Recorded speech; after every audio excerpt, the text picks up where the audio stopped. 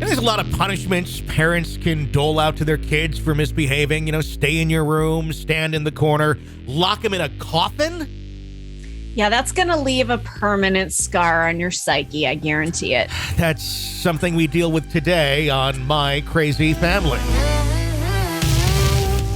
My crazy family. My crazy family. Welcome to the program. Be sure to press subscribe wherever you download podcasts so you don't miss any episodes of our show.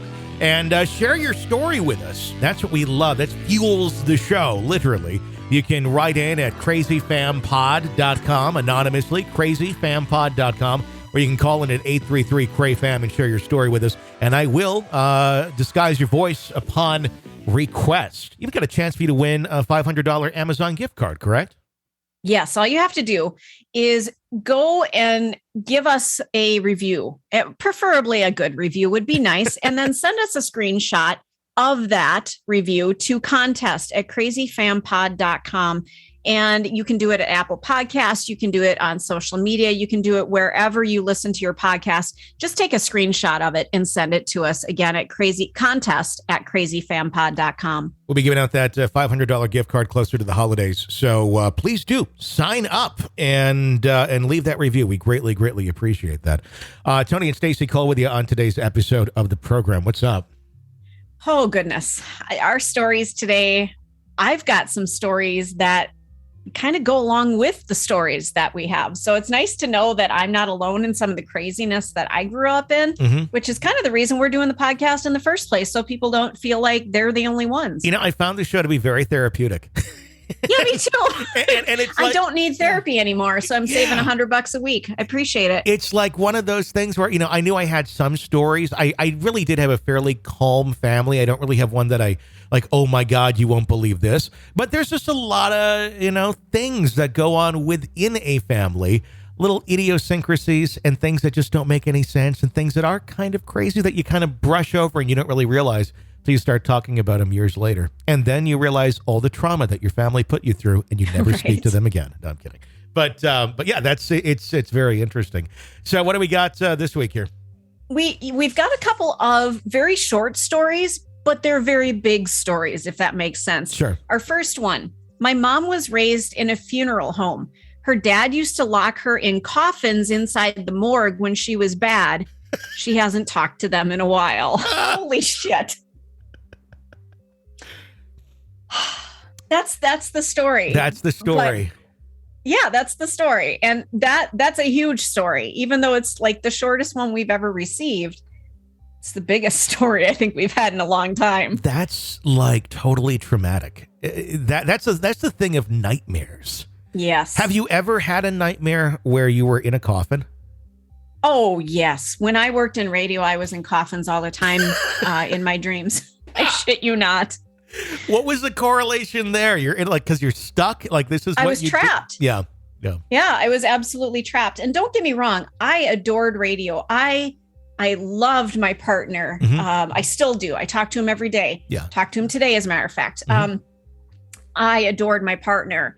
I didn't care for the shit that went on after our show. Sure. And I was in radio for 18 to 20 years. Yep. Loved it, every second of it. But there were parts of it where I felt like it was trying to kill me and suffocate me. And anybody in radio would tell you the same story. Yeah. I almost guarantee it. So at night, it would manifest itself in, I either had dreams that I was flying and I was the pilot. I was in a plane a lot of times, and the plane was going under bridges and getting its wings clipped, and then it would just tumble and explode. Or I was inside a coffin. Wow. I never had the airplane dream, but I did have when I look back, I did have coffin dreams quite a bit in radio. I can't say I've had them for a long time, but now, if I were to go to, dream meaning this, I would be looking at the plane thing as saying, well, you're flying, you're doing a good job. And then they ask you, let's do something exciting. Let's really, get the audience excited about some sort of stunt or something that you did, because that's what radio is. And then when you do that stunt, like they ask, and they look at you and go, we never said to do that. That was too much. That was too far. And then you crash and burn. And that's how radio fucking works. Or it did back when they employed people.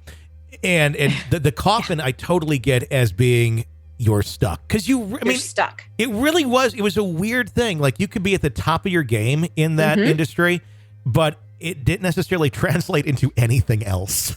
It was like, no. And when I was on the morning show, we were at the top of our game in our market. We were absolutely doing the best. And then you would leave the studio after just an amazing show, and your program director would come at you basically with a pitchfork and tell you how awful you were. Yeah. And I would go out in my car and just cry the entire way home. And I only live like 4 minutes from the station. And I would be almost so hysterical that I was like, doing that by the time I pulled into my driveway. Sure. And it just was this roller coaster of, oh my God, this was the best show we've ever done, to, oh my God, I am just the worst. I have no talent. Yeah. They're going to fire me. It was just, so it was this roller coaster that your brain had to work through. And a lot of times I was dreaming at night that I was dying and I was trapped and I was being suffocated and just horrific things. And I remember I did go to counseling because I would just wake up with these night terrors where I'm screaming bloody murder. And my neighbors thought something was horribly wrong. And the therapist is like, you are living a nightmare. Mm-hmm. You live it when you're sleeping and you live it when you're awake. You need to figure something out. And I'm like, yeah, no shit. And one of the weird things about it, like front facing, everybody, you walk into the grocery store, hey, it's Stacy. Because you guys were household names in that town. Yep. And people knew you. And then they think everything's wonderful because it's a great show and everything. It was good on the outside. But on the inside, it was utter fucking chaos. But it was very demeaning at times. And it was most often the program directors who were, I don't know if they were told to be awful human beings or if that's just what they were. I think some just were. I can think of two of them that were just absolutely horrific. One of them, one of them you don't. And they both were equally horrible. And if I saw them on the street right now and I were driving, it would take everything in my power to not try to run them over. I'm not joking. There was one that we had together that I remember. This is early 2000s, and the situation at work, there was message boards. Back when people participated in message boards on topics. Yeah. This is pre-social media, and he got such a kick out of getting our staff insulted on there, and we would get ripped apart left and right all the time by other radio people supposedly, but he would go out of his way to and I think it was him sometimes, honestly, under a fake pseudonym. Oh, I guarantee it. Insulting you specifically. Yep. And I remember how much that would affect you. And it affected me too. It totally killed my self-esteem because I was working my ass off and thought I was doing good, but we got targeted a lot by them. And it was always just rip you apart and this and that. And it's like, where the fuck is this coming from? I bet it was him because he totally would get a hard on. Yeah. Telling us about it. I remember him telling me, I want to get there. And it's like, you're a fucking sick person. But I totally remember that. But anyway, back to the coffin. The idea of being locked in a coffin as a punishment, that I think would take its fucking toll on someone. As I don't know how you really get over that one. That would be a fear. I think almost a fear of almost laying in bed because it's a similar type thing. I don't know how you would really kind of deal with that. And why the fuck would you get locked in a coffin? That's fucked up. That's pretty sadistic and not realizing what it symbolizes. It's one thing you need to go to your room and I don't want you to come out until you've thought about what you've done, but to actually put somebody into a box and shut it. And that box symbolizes death and closure and, permanence. Yeah. That's the symbolism is just horrific there. Yeah. I remember having a dream once of the dream. I don't know exactly how it started, but what I remember is I'm laying in the coffin. It's totally dark. I can't see anything. but I think the funeral or the thing at the graveyard just ended, and I can feel myself being lowered down, and then I can start to hear like dirt being dumped on top of it. Oh. And and it was very realistic. And I'm laying there like I'm alive, like I'm not dead, and nobody can hear me. And it was just so scary. The thing is, that shit used to happen. For whom the bell tolls, the old saying, that means if you're in a graveyard, they used to actually put a string down into the coffin, and they put a bell above ground. And if you were alive and you came out of whatever they thought you were dead with, you could ring the bell. And if they heard the bell, they needed to dig you back up so that you could live. Yeah, exactly. Because there wasn't, there's many times where people can present as dead pretty good, but they'd have modern medical equipment, so they just thought the person's dead. So that should actually happen quite a bit. I wonder how many people got buried alive, and that's how they went, because they just I imagine quite a bit. And I wonder if somebody dug their way out, and that's why they went, we need to have a system in place in case we do bury somebody who's not dead. I don't know how you would dig your way out. Would it all just kind of collapse on you? I mean, you would think, but some people are really resilient, and maybe they just clawed their way out, because why were they thinking they needed to bury somebody with a bell?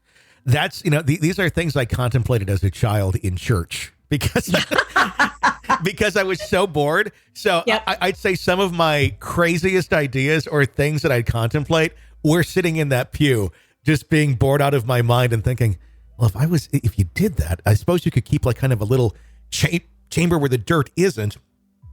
And if you keep digging down and keep pushing it that way, and if you're just right about it, you probably could dig yourself out without suffocating. But that's a lot of work with not a lot of air either. So, and you'd have to work quickly. So you couldn't be really close to death, because you'd need some strength. You kind of have to catch that you were dead pretty quick. Right. And start doing it. Otherwise, you're just going to lay there and, because the oxygen's got to not last very long. Yeah. Gosh, how many? Yeah, that would just be horrific. Like you exhume a body and then you see claw marks on the inside of the casket. Well, Twilight Zone had an episode like that as well. And I remember that stayed with me for many years, where somebody was trying to get out. Absolutely. Yeah, it was just horrific. That's the kind of stuff that if I can't sleep at night, I'm thinking about shit like that. Yeah. Well, I feel for that person that had to be locked in caskets. It's one thing if you're like, lay down for a second, let's just see what it's like. I'll unlock it as a game, or just like, let's just see what it feels like. Because I'd probably ask to do that if my dad was the owner of a funeral home and we had caskets. It'd be like, just lock me in for a second. I just want to see what it feels like. Yeah. But if you're like, you didn't eat your dinner, it's time for the casket. Oh God, that's fucked up. That's very fucked up. So I feel for you. You're going to be in counseling for a long fucking time. Yeah, I'm sorry to hear that. There's nothing that our podcast can do to help you. You're just fucked. No, I'm sorry, and we're not laughing at you. We're this is just awful. Awful. That is horrible. The next story is very similar to this, and it has to do with a family that was in the funeral home business. And a lot of times, funeral homes, at least in the older times, they were actually connected to a home. Yeah. It was like a family business. And it said, we had one of those large horizontal freezer, like normal ones. I'm not talking about anything dead body related. Well, there was no room in the apartment on top of the business, the funeral home. So they kept it in the basement in a utility room. The utility room was beside the embalming room. I was the only kid in our family scared of bodies. So they would try to force me to get over my fear by forcing me to go down to to get the frozen steak or pork chops. I literally sprint down flights of stairs and back up, absolutely terrified. I think I had PTSD from stuff like that for years. I remember when I was a kid, this was when I lived in South Dakota for a very short time as a child. I was friends with somebody who their family ran like the only funeral home in town. Yeah. And she had a sleepover there. Oh God. It was terrifying. We couldn't sleep. Like none of the kids could sleep. The gal who hosted the sleepover, she was fine. The rest of us were like sitting up, wide awake. We are in the house part of the building, Yeah. but right next door is the funeral home. Did anybody were ghost stories told? Did anybody dare anybody to walk into the funeral part for a minute or walk to the caskets or anything of that nature? No, we didn't go into it, and I don't know that anybody even tried to go over there, but it was so creepy that I think that's the only sleepover that she ever had. Yeah. And none of us ever came back. Like, we were still friends with her, and she'd try to invite us over, and we're like, nope, not doing that. Yeah. It was just too much. I remember as a kid going to funerals, and there was this one funeral home, and I think it still exists to this day, where, the parents are doing their thing, and we're kids, so we're not, we knew someone died, but it's usually like some distant relative that we really didn't know very well. So we're just there like, hey, everybody gets together. It's like Christmas. It's cousins I haven't seen for, since Christmas. And we'd run around and be playing and stuff, and we'd always dare each other. There was this big staircase that went down to the basement of the funeral home, which is where they stored the caskets. And I imagine embalming is down there too somewhere. Oh, sure. But it was like the showroom of the caskets. So not, spooky with the lights on, other than it's a room full of caskets and carpet on the walls. But it was very spooky with the lights out. So we would dare each other, who can go furthest into the basement. And then the funeral home, the funeral directors, they'd catch us like, kids, don't go down there. And they were always kind of creepy looking too. And of course we would eventually end up trying to sneak back down there. Nobody ever got very far. I don't think anybody even got to the bottom of the staircase, because it was like a landing and then another turn of the stairs. But it was creepy as shit. But we would always dare who can get closest to the caskets. We weren't really scared about the bodies that were upstairs. I remember even one where there was 2 funerals going on at the same time in the 2 separate viewing rooms. I remember going to the other room just to check out what the other dead body looked like. Oh, God, you crashed a funeral. It's like, who's dead over here? Oh, Tony. That explains a lot. I didn't go through the line, though, where I said my condolences to everybody. It was kind of like when they were almost done, let's go see what that body looks like. You just popped in the room to see if they had better snacks. Popped in to check it out. Well, I mean, and two, prior to there being funeral homes where, yes, someone lives there, they're the curator of the place, and then next in the other part of the house is the actual funeral home.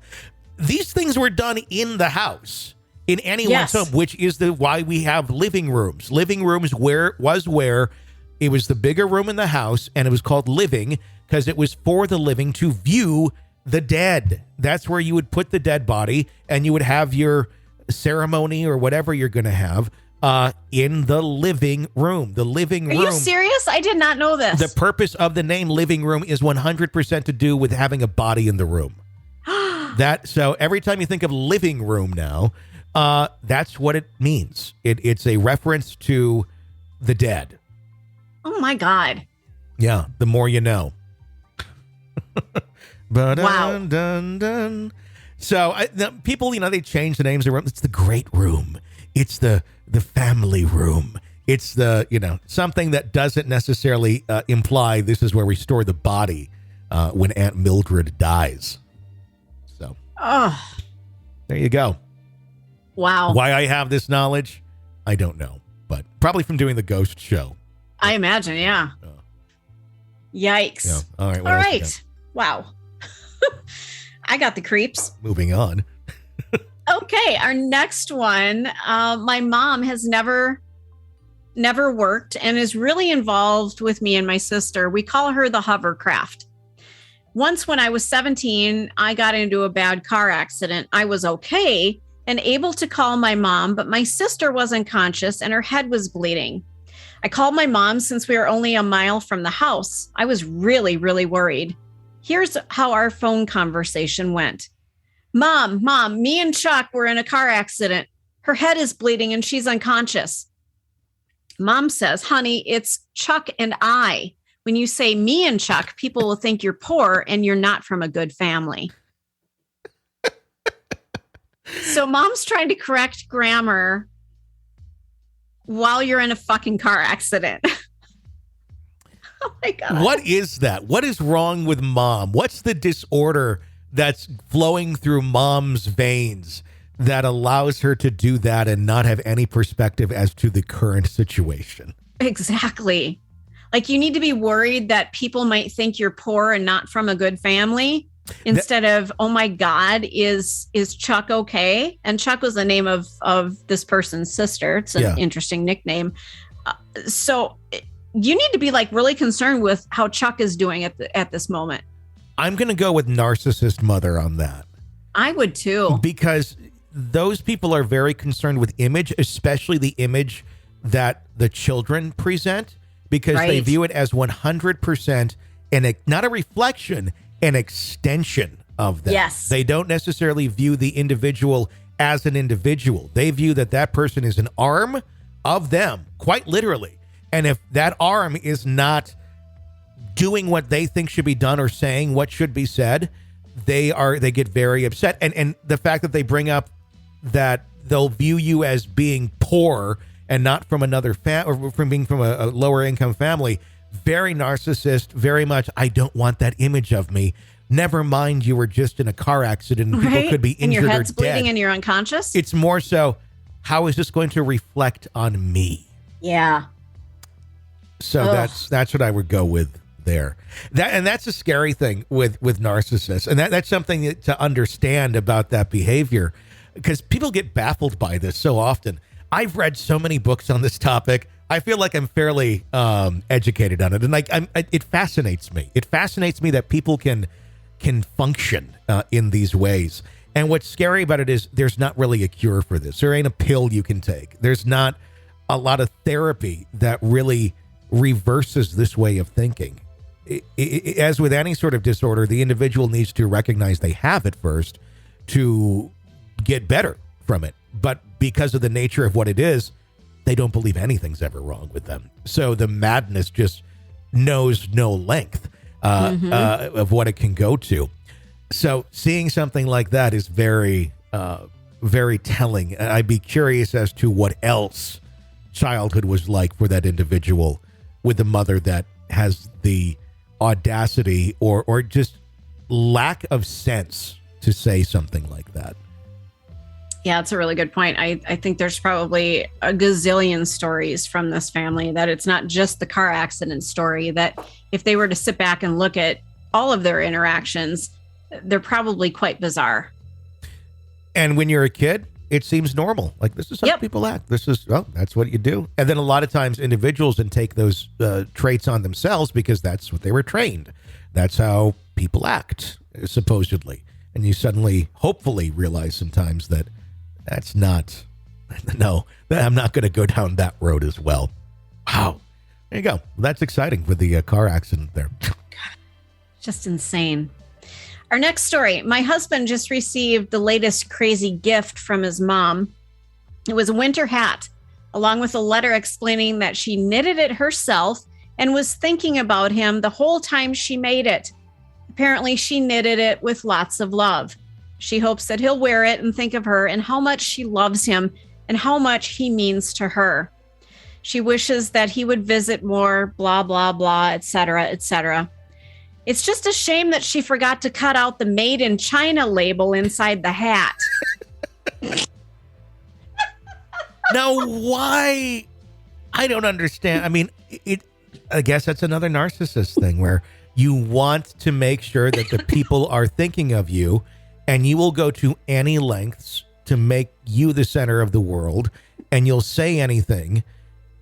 And if you think you're not going to get caught, it's just boom. Yeah, that's the path. That's what we're going to do no matter what. But then you miss some of those things and you get caught in it. And then people like that tend to just never discuss it, or they disappear for a while. And then hopefully everything is smoothed over. And why would you bring that up again? Because it's kind of fucked up. Like, just admit to it, and you can laugh about it and move on as normal people would do. But I think something like this would not necessarily end in that fashion. It's just, and it sounds like it's a bit of a power play too, that, I need to give this hat to my son and make sure that I'm still part of his life and that he knows that I spent hours working on this, even though I didn't. Mm-hmm. and I just need to exert myself over my son still. So it's like, it's the crazy mother-in-law, but it's the crazy mom. Yeah. It reminds me, I worked with somebody, she means well, excuse me, but she gave us a Christmas gift of some glass blown ornaments and made a big production out of how they were handmade in the Northwoods of Wisconsin. And, that was really sweet of her to do. And we opened up the gifts and they're beautiful ornaments. But on one of them, which is just like, it's a set, on one of them was a made in China sticker. And it's just been this joke because I remember the story about how these were handmade, hand blown by some old man up in the Northwoods. And I'm like, you mean in China? And I never told her that I saw that. Yeah. But it was clearly on there from the factory. So you never addressed this with the individual? I did not, but my husband and I, we kept that ornament. We've got like one left. They're glass blown ornaments, and we have cats, and the cats like to mess with the tree, and so they've fallen and broken. Yeah. But we've kept one, and we put it up high because it always makes us chuckle. Yeah. So if you're going to pull shit like that, make sure there's not a made in China label or sticker adhered to it if you're going to come up with a big story. And I'm not saying that she came up with a story. Yeah. She's not a liar. Somebody along the way must have told her the story about these ornaments and that they were very expensive because they were handmade, whatever. Sure.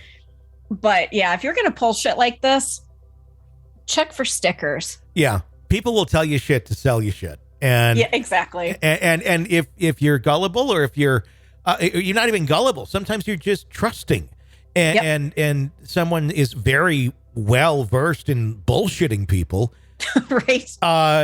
It's not hard. You could pull that off, and say, Mr. Lynch, he's up here in northern. He lives in a cabin out. There's no electricity, no power. The Right. winters are really rough for him to stay warm. He whittles and then he blows glass, and blowing glass is what keeps him warm. And at night he goes and he hunts for squirrels, and he eats the squirrels, and that's the only source of protein. He drinks snow, and he makes these ornaments, and he only makes 20 of them a year. And these are 2 of the 20. It's amazing. And you could believe it because it's quite a story. And like, who the fuck would make that up? The person who wants to sell ornaments will make that shit up. Exactly. And then you believe it, and it's such a grand tale. And you almost, at that point, I think after buying it and you heard the tale and you were duped into it, you'd almost keep telling the story even if you realized it was false, just because it was such a good story. Absolutely. And I can totally see that. I remember I was in Mexico a couple of years ago before the pandemic, and we walked into, I guess, a ceramic shop, and I wanted a ceramic lizard. And outside was this Mexican gentleman, and he goes, "Come over here and buy some of my Mexican crap." And I will tell you what, we went to that store. There were gazillion stores and setups where we could buy that exact same stuff. Yeah. Probably cheaper, but because he was so awesome with come and buy my Mexican crap, it was like, yeah, we're you got it. We'll buy from you. Was there Great story. Was there a language barrier and he didn't realize crap was a negative term? No, he spoke really great English. This was his way of endearing himself to us. It was just awesome. That's funny. Oh yeah. And anytime actually that lizard is lying by our fireplace, it's broken. I hit it with the vacuum cleaner, but we're not getting rid of it because that has a story behind it. Yeah. That was our Mexican crap. Your Mexican crap lizard. That's great. Yep. That's wonderful. Yep. So yeah, you're right. The story, that's part of the buying experience. It's not just go in and get, the lizard. Mm-hmm. You could find any of those lizards anywhere in Mexico. It was kind of the thing, like those little frogs you find. Yeah. This one was special. Yeah. And that's part of it. When you're on vacation and you're having a good time and an experience, I never understood getting souvenirs as a kid because it was always ingrained in me that I could get that at Walmart or I could get that at the store for half the price back home. Right. You sure could. Like, yes, you could, but the t-shirt's not going to say, the place you're at or some symbol or something that you'll wear and kind of enjoy wearing that and remember, oh, that was a good memory. My parents never understood that concept.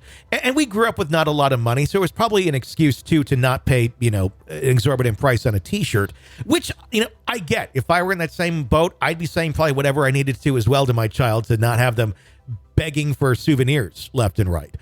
But as an adult, I like getting souvenirs. I like getting a T-shirt or a sweatshirt or something or a hat from where I visited because in the winter, the rest of the year, I can put that on and go, I remember that was a fun time.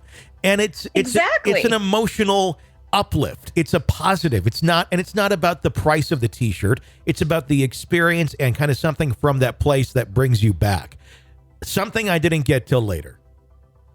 But if you have the means to do it and spend $50 on a T-shirt that really is only worth $1, yeah, it's just that experience of, you know what, this was just one of the greatest days I've had on vacation, and this is a trinket or a memento to help me remember that. It's worth it, if you have the means to make that happen. If you don't, it's a whole other story, and that's okay. Yeah. But I guarantee that lizard probably costs 3 times the amount it should have. Sure. But it's lasted, even though it's broken in half right now. It's sitting out there and it has a great story to tell. What I don't understand when it comes to souvenirs is getting a souvenir at a really weird type shady place that really is not so much connected with the trip. Say a gas station in southern Georgia or a gas station in northern Florida. Stop into any of those gas stations in that general vicinity, and you're going to walk into a souvenir shop of what's called in the infomercials useless ivory trinkets. And it's tons of things made out of either real or fake ivory or glass. And it's just random shit. It's like a puppy carved out of ivory that you're getting when you're filling up in this shady gas station. And it smells of urine on the floor, but there's like 10 aisles of ivory trinkets. And you could get a puppy, you could get a fire truck, you could get whatever the fuck you want carved out of ivory. And I don't understand that concept of who's buying these things. Or it's kind of in the middle of nowhere. Nobody's vacationing here on this stretch of road. It's on the way to something. Why would I pick that up along the way? And it doesn't look like... Who are these people who are buying this? And are they buying it for themselves? Are these Christmas gifts that we're going to get in a month? The only thing I can think of is like some of the locals in some of these really backwoods, methed out areas is that they're buying them because there's no other civilization or stores anywhere around. So Christmas around that place has got to be fun because you're just getting trinkets from the gas station. Carvings of all sorts of random shit is what they had at the gas station this year. You got the kitten that's playing with the ball while being violated by a lizard. That's a weird one. I haven't seen that one before. But those are some of the strangest places in my travels to find shit. It's an area I try to have enough gas at to pass through and not stop. But that area, southern Georgia into northern Florida, is fucking weird. There's another thing. It's not a trinket, but there's these billboards that I watch for. And it's for some religious extreme organization that there's one that has like Jesus armed up with like fucking machine guns and machetes. What? And there's a nuclear bomb going off in the background and there's zombies walking. And he's like Superman. It's fucking weird. And then there's another one where it's literally like Walking Dead zombies on the billboard. And it's about, save yourself. And I always forget what the website is. But it's these billboards have been up for years. If you Google it, other people have found them too. And there's pictures of them online. They're the most bizarre use of advertising that I've ever seen. And they're creepy and weird. This is in Georgia and Florida. This is like if you're going towards Orlando, whatever the highway is that takes you out of southern Georgia into Florida. It's right in that. Oh, that's great. That's right exactly where my mom lives. It's literally the Florida-Georgia line area that has this sort of shit in it. So, God, I'll have to look this up. Yeah, it's great fun. I always try to take pictures as we drive that. It's an interesting area. Oh my God. I'm looking at it right now. It's iwillbeback.org. Okay, let's go there. I've always been like, what is the website? And there's usually no service. Oh my God, I'm still in control. Jesus. And there's military, and yeah, it's iwillbeback.org. I will be. What do we Isn't got? that what Arnold Schwarzenegger said? I'll be back. It's not right. It's on GoDaddy. It's like you can't. There's nothing there. Well, and there's another one that's coming up. iwillbebacksoon.org. Maybe that expired and they had to get a new one. Yeah, I bet you're right. Site can't be reached. So they spend the money on the billboards, but they don't spend the money on keeping the website alive. Yes, you are correct, because iwillbebacksoon.org is the address I'm on. Yeah. But there are signs to the right on the website that say iwillbeback.org. So yes, they had an original website, probably lost it, and then they had to open a new one. Wow. So you just have these billboards that lead to nowhere that are just fucked up. So yeah. Wow. Good times. Good times. What else we got today? Okay. My husband's stepmom is the absolute worst. I've known him for 10 years and we've been together for 4. She is one of those people that believes she's always right. When my husband and I decided to have a baby, we were absolutely thrilled. We tried for 2 months and we were lucky enough to conceive our amazing son. While I was pregnant, my mother-in-law behind our backs told everyone she could that I was just his sex toy. Oh my God. She said he could do better than me and that I was a gold digger. Worst of all, she said that I tricked him into becoming pregnant by getting off birth control and not telling him. I called her out on it, though. I told her that we were getting married, I had my own job, and that we had actually planned this pregnancy. And guess what, lady? It takes 2 to tango. He was more than welcome to his own birth control options if he didn't want to have a baby. I poked a hole right through her made-up story. Husband and I are almost 4 years in and happier than ever. What? Why? What? You know, we talk about mother-in-laws a lot. Why can't you let go? I'm curious when these sort of dynamics come up. What is the relationship of the son with the mother? What's going on there? What's being said when a daughter-in-law is not around? Yeah. Because sometimes you just have an off-the-rails mother-in-law that is saying crazy shit. But sometimes I feel like there's something fueling it as well. Is the son fully rejecting this bullshit? Or is he kind of keeping mother at an arm's length and giving her a lip? Yeah, you know, well, that's how it worked out. And not really rebuking her ridiculous claims. Because what you really need to do in that situation is rebuke her ridiculous claims and put her in a place of, look, either you get your shit together or I'm not communicating with you because this is not appropriate. It's not going to be healthy for either of us. So figure it out. Or I just wonder, because sometimes people will change depending on who they're talking to keep that other person happy or whatever. I don't know the word I'm looking for, but there may be something like that going on. And I hope they're happy, but not healthy. Well, and it's about setting those boundaries. If your wife comes to you and says your stepmom or mom is saying horrific things that aren't true, we need to do something about this. You need to, as the son, say to your mom, this is my wife, this is my girlfriend, whatever she is. And you're either going to have to deal with it or you can't be in our lives. I don't like how you're treating my significant other. Yeah. And if the relationship is good and the two people seem to be very happy and the other is not like some drug dealer or something that's, going to lead to a very downward spiral, or they're into something really dark that's not going to be good for everybody. If they're just happy individuals that are fairly balanced in their life, why do you care? Why, if they're happy and it's working out, it's not your relationship to be had. Why would you try and tear that apart from somebody that does appear to be happy that's not with a dangerous person? Yeah, absolutely. I mean, isn't that what we want? We want our family members to be happy and healthy and content with their lives. If this gentleman is excited to be with his wife and they're having a baby, why do you need to come up with all of these stories? Why do you need to cast that kind of negativity on their lives? Yeah. I just don't I don't get it. Why create drama where there isn't any?